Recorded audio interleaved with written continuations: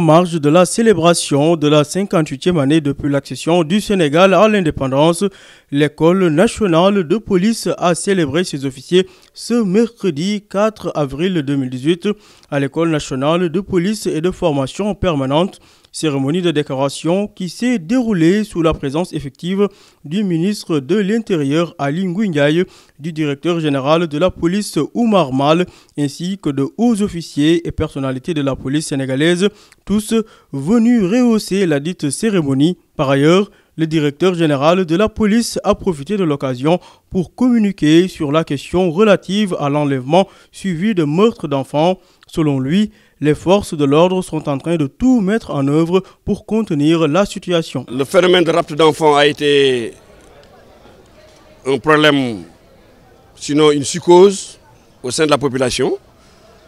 Et à la suite de ça, donc, des mesures draconiennes ont été prises, marquées par des opérations de sécurisation, en plus de celles classiquement menées, des opérations de sécurisation véritablement plus corsées, combinées parfois avec la gendarmerie. Parfois c'est la gendarmerie dans sa zone exclusive, parfois c'est la police dans la sienne exclusivement.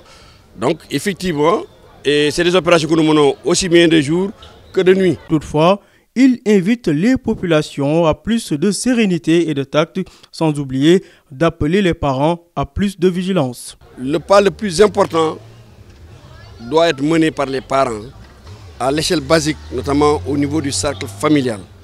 Après la famille, c'est le quartier, dans les rues. Après le quartier, c'est les établissements ou les endroits recevant du public, notamment les écoles, les daras et autres. Mais en plus de cela aussi, il faut que, parfois c'est bon d'être suspicieux, donc de n'avoir confiance en personne, pour guetter vraiment le moindre geste criminel à l'endroit des enfants, qui sont vraiment des êtres innocents. En outre, concernant la situation de psychose qui règne au sein de la population, le directeur général de la police a tenu à rassurer les citoyens. D'après lui, pour la plupart des cas, il s'agit de fausses alertes. Que les gens sachent que, de jour comme de nuit, policiers, gendarmes et autres membres des forces de défense et de sécurité sont sur le terrain pour véritablement sécuriser les populations.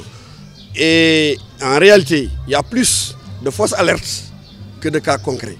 Les seuls cas qu'on a enregistrés jusqu'ici, en réalité, c'est un à Touba, un à Rufisque, un à Mbao.